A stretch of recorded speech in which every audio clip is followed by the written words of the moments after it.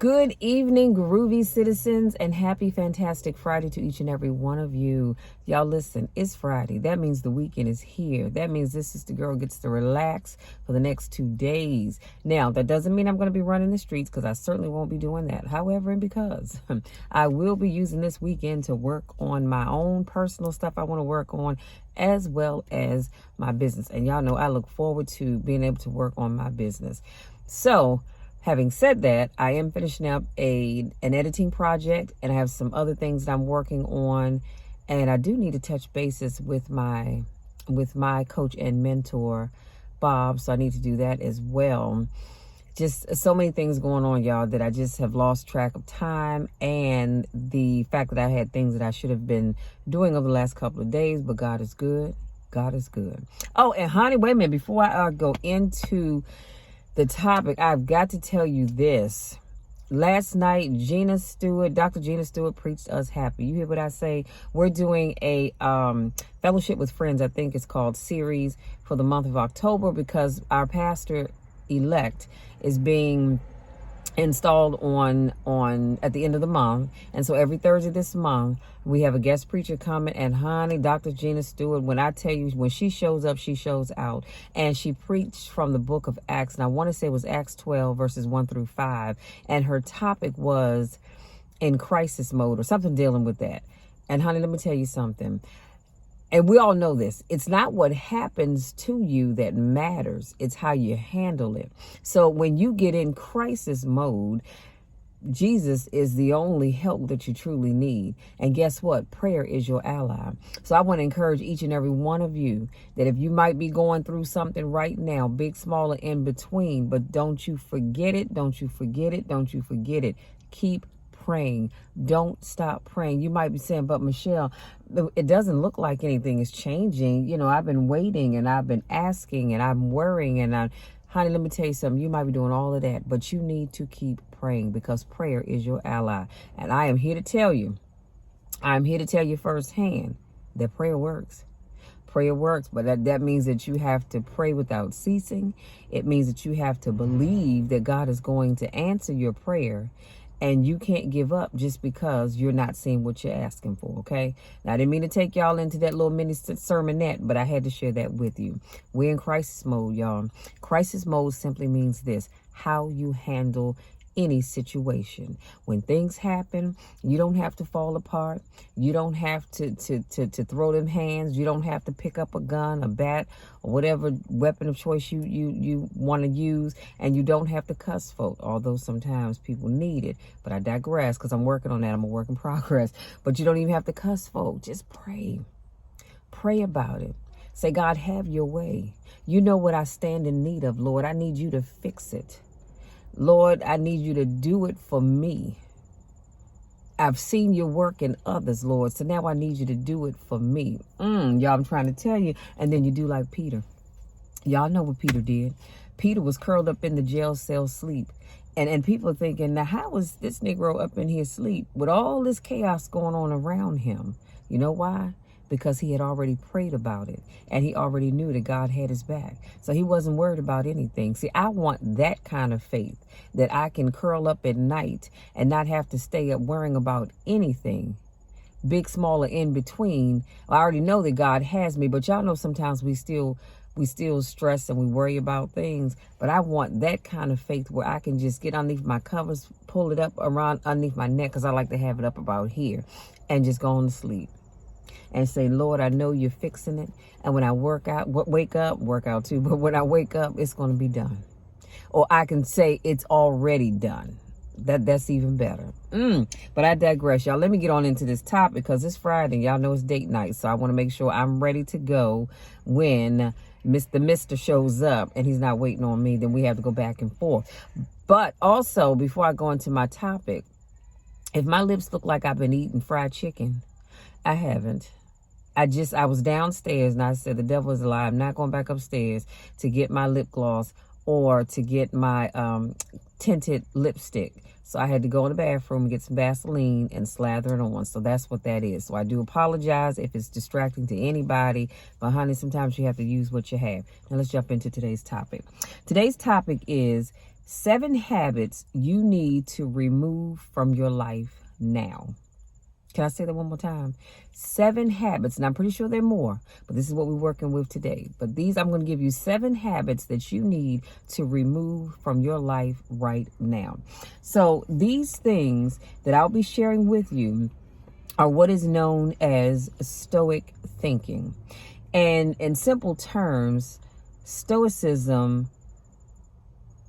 teaches us to focus on the things we can control, such as our thoughts, emotions, and actions, all while accepting the things that we can't.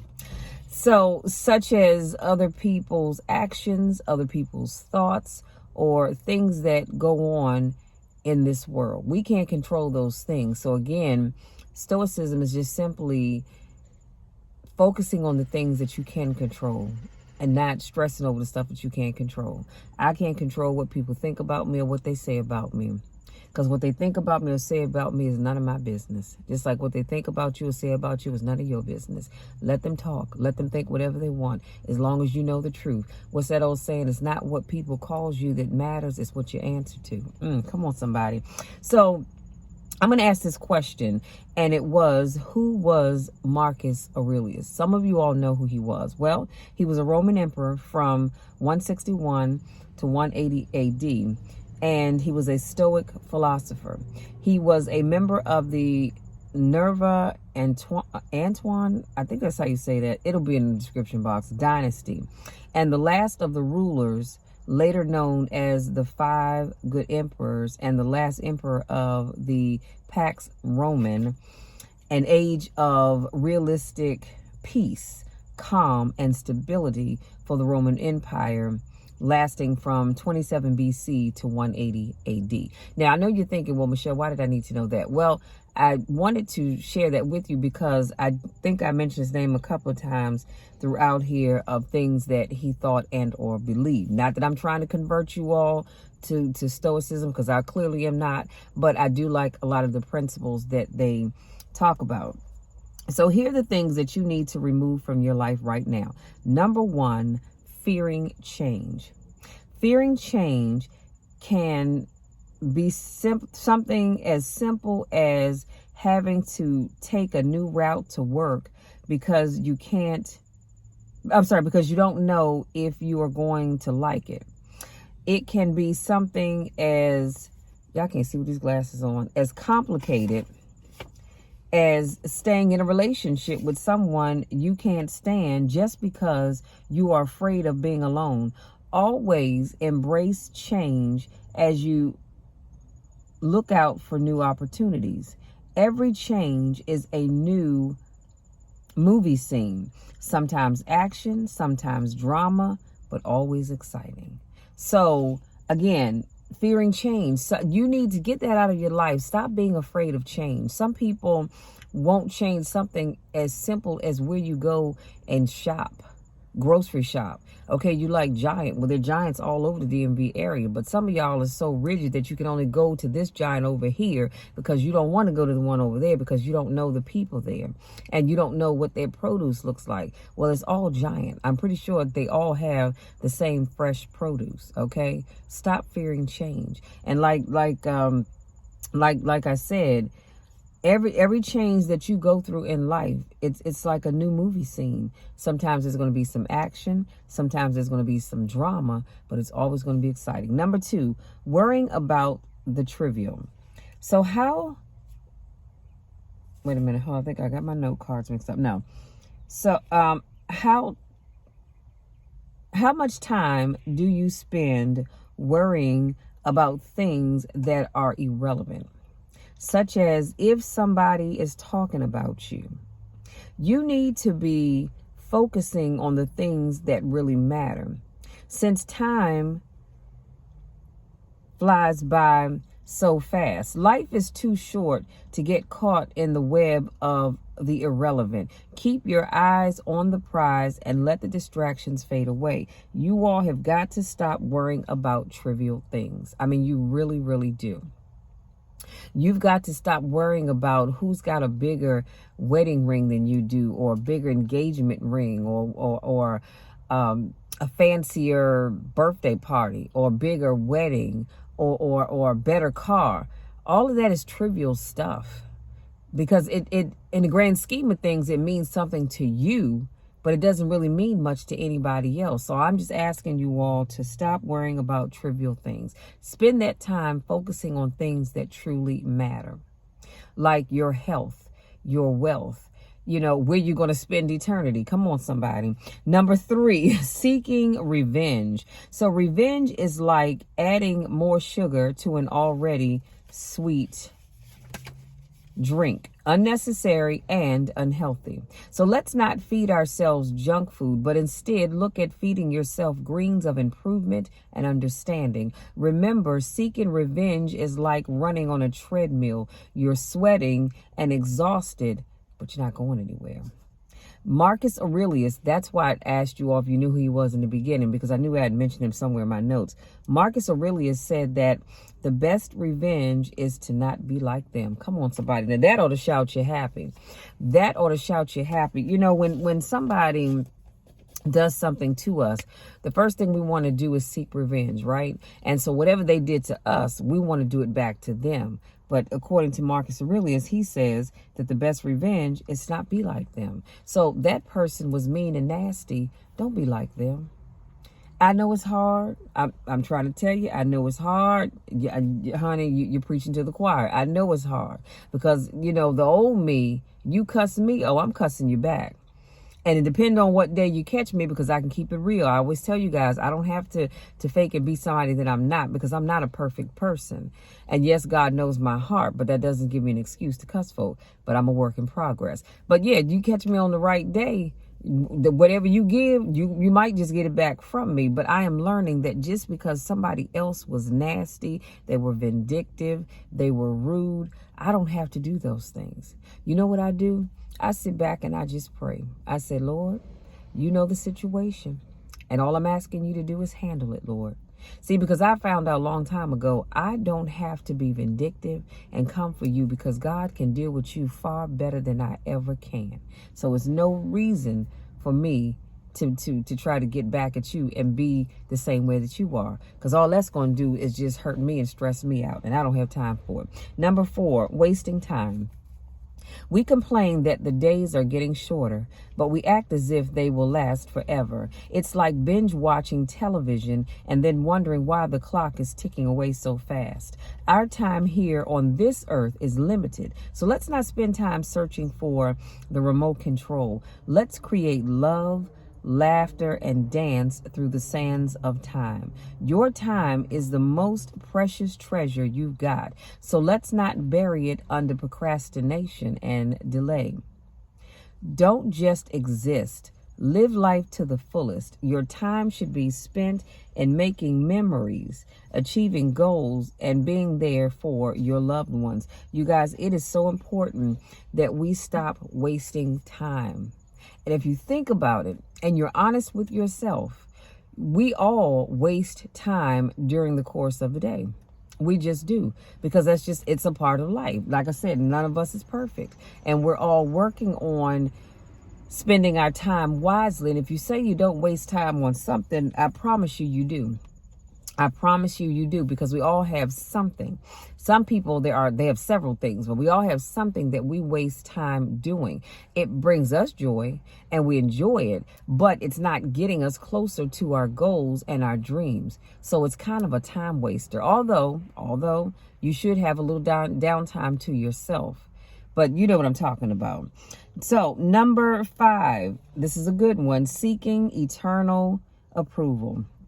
Sometimes I can't read my own writing.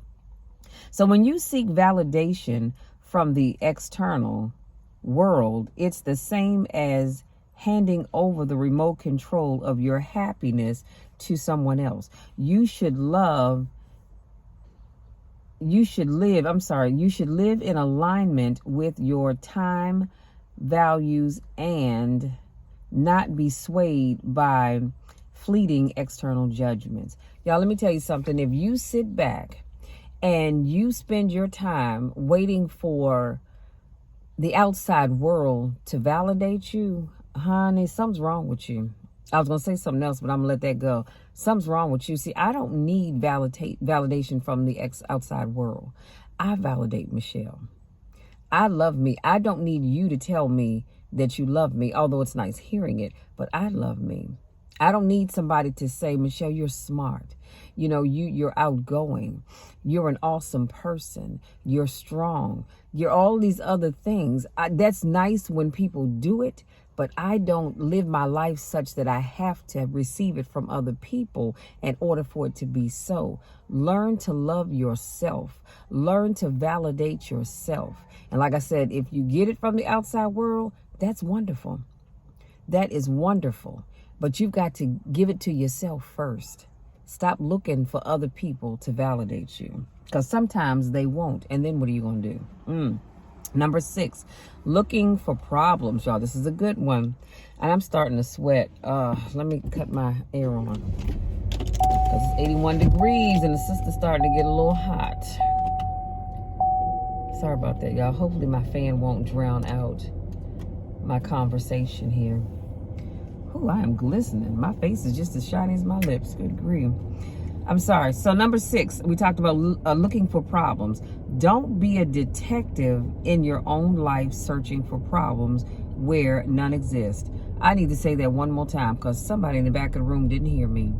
Don't be a detective in your own life searching for problems where none exist. And I lost my where was I? A life has its ups and downs, but, oh, you know what? I'm reading the wrong thing. Sorry. Life has its ups and downs, but focusing on the negatives is like riding the downward escalator forever. Can you imagine getting on a downward escalator and all you're doing is just going down, down, down? You're never going up because you're always going down. Wow. So why waste time on the bad stuff when you can bask in the positive things that life has to offer?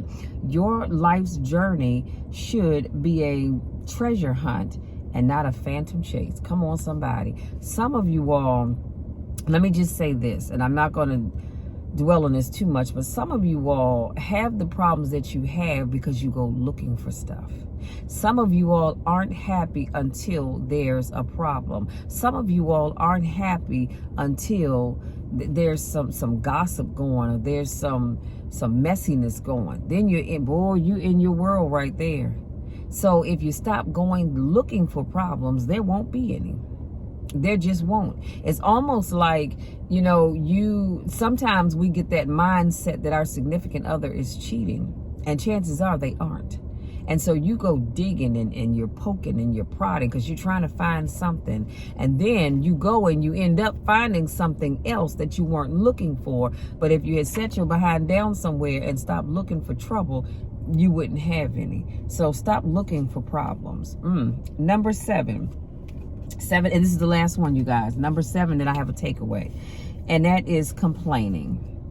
Complaining is like yelling at the rain to stop, and it won't. Have you ever tried yelling at the rain to stop coming down? I believe it's supposed to rain this weekend, and it's not. The rain's going to stop when it's ready to stop, not because you're yelling at it. Instead, embrace it and make the most of the situation. Let's change complaints into action and transform hardships into stepping stones. Instead of letting them pull you down, bounce back up like a basketball. Marcus Aurelius says, why should we feel anger at the world as if the world would notice? Let's trade complaints for compliments and problems for solutions. I'm going to share that one more time, and this is going to be in the description box. Again, quote by Marcus Aurelius. He said, why should we feel anger at the world as if the world would notice? First of all, you're angry at the world. The world hasn't noticed. The world ain't thinking about you and don't care one way or the other. So why are you angry at the world? And then he said, let's trade complaints for compliments and problems for solutions. So the next time you want to complain about something, find something that you can compliment on. And I promise you, if you start to do that, you will find that you're going to start to complain less and compliment more.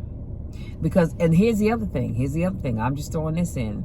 You can sit and you can complain all you want to, but if you don't have a solution, or if you're not trying to find a solution, then you, sir or ma'am, become part of the problem. If all you do is complain, you're part of the problem. So if you don't have a solution, or you're not trying to come up with a solution, keep this zipped.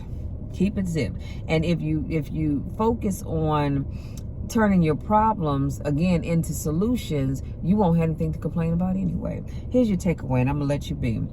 Getting rid of these habits will allow you to transform into a powerhouse of positivity, strength, and resilience. So like I said, I gave you 7 things. The first one was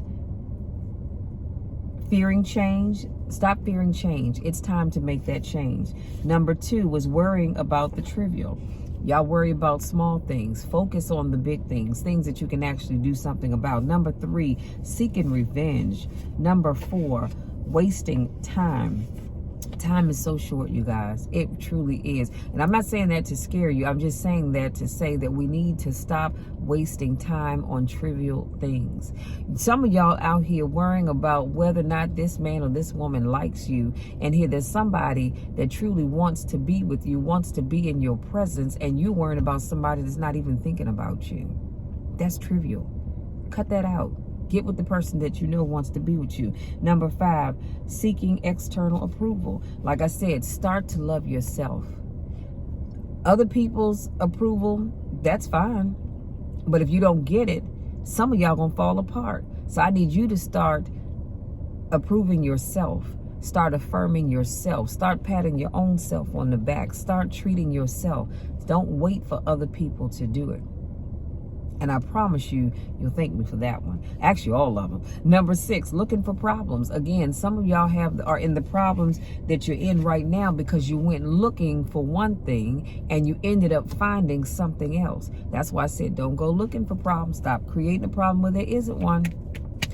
You're getting yourself in trouble. And then your takeaway was simply getting rid of these things will allow you to transform into a powerhouse of positivity, strength, and resilience. I promise you, if you get rid of these things, you will become a completely different person. Folks are going to look at you and go, what in the world happened to you? This is not the same person I know and or knew.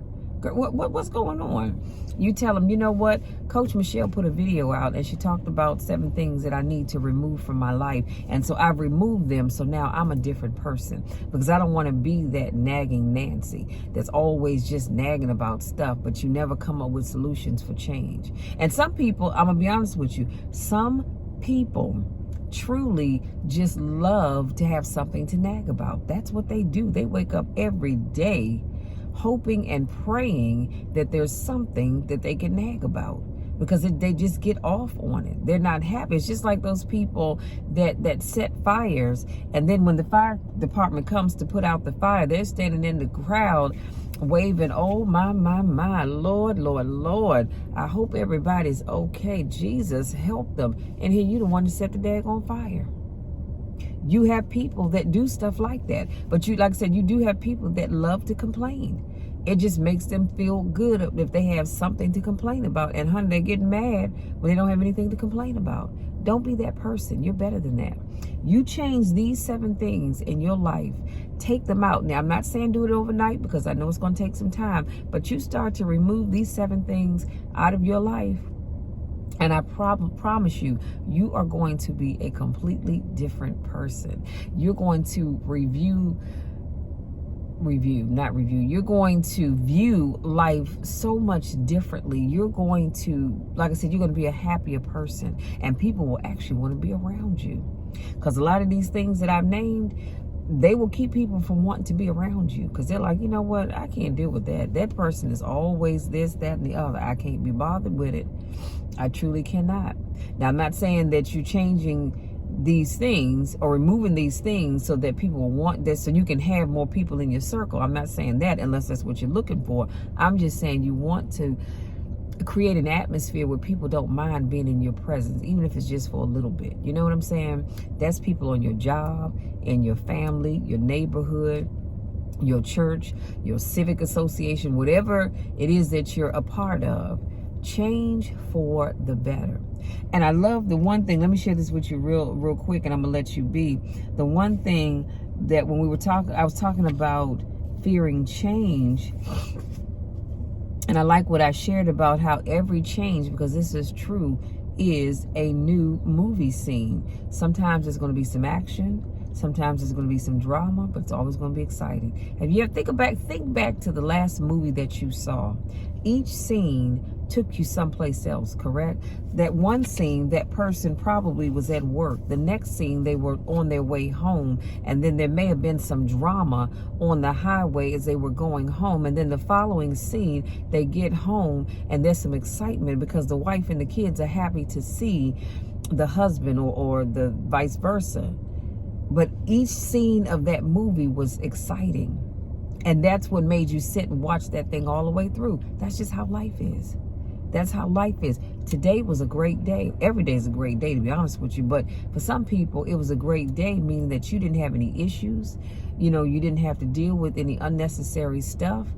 And that's great. That's excitement. Now, tomorrow you may experience a little bit of drama. I'm praying you don't. But if it does, guess what? That's just another scene that's bringing on something different. But always remember, it did not come to stay. Anything, and don't y'all ever forget this, but anything that you're going through, anything that you've gone through, anything that you're going through, and anything that you will go through in the future did not come to stay. It came to teach you a lesson. And so what I would suggest that you do is that after you pray about it, i.e. asking God to fix it, or asking God to remove it, also ask him, Lord, show me, why am I dealing with this? What is it that you want me to know? What is it that you want me to see? Because clearly I'm missing something. So Lord, I need you to show me, what is it that you need me to do? Now, when you do that, you've got to be careful. And you've got to be ready, because God's going to show you some things that you might not necessarily be ready for. So you've got to keep an open mind that God's going to show you some things that might hit home hard for you. But just know he's not doing it to hurt you. He's doing it because he needs you to open your eyes. He's trying to show you something. He's trying to teach you something. And besides, you asked him to show you. And so he's doing that. So be ready to receive it, and then be ready to fix it. Okay? Y'all, that's it. That's my time. That's all I have. Thank you so much for allowing me to speak life into you and to help you remove those things that add no value to your life, or remove those things that only serve to keep you stuck. Some of you all are stuck where you are because of one or all of the 7 things that I just shared with you today. So thank you for allowing me to speak some newness into your life, because God has some great things out there for all of us. But if you don't get unstuck, you'll never, ever be able to achieve them. Having said that, if you're new to watching my videos, I want to say welcome. Thank you so much for joining me. I do car conversations every Monday, Wednesday, Friday, and Saturday. So come on back tomorrow. I'll have another motivational topic for you. I don't know why this fool has to speed up and down the street like that, but I digress. If this is not your first rodeo, I want to say welcome back. And y'all listen, like I opened with, it's nice. It's 81 degrees. It's 6:30 in the evening.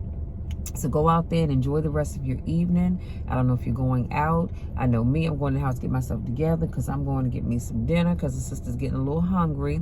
And then I'm going to bring it on back in because I got some stuff I want to do before I go to bed. I'll probably go to bed around about midnight, maybe 1. We'll see. But I do have some editing to do, so that's going to be my focus when I get back in the house. But I digress. Go out there, enjoy the rest of your evening, no matter where you go or what you do. Y'all know what I've been trying to tell. I've been telling you for the last couple of months. Just be safe. Promise me that you'll go out there. You're going to have fun, but you're going to do so responsibly, and you're going to be safe. Be careful where you're going. Be careful of who you're with. Sometimes the people in your circle, i.e. the people you came with, are the ones you really need to keep your eye on. I'm just saying. You just never know. So just be safe. have fun, because I want you all to come back here tomorrow and we'll talk, and I will speak life into you again. Having said that, I love you all. You know the drill, you know the spiel. There's nothing, and I mean absolutely nothing, that you can do about it, because my love for you is not going to change, not now, not ever. Love you, and I only want the best, I only want the best for you. So let's talk again tomorrow. Till then, take care.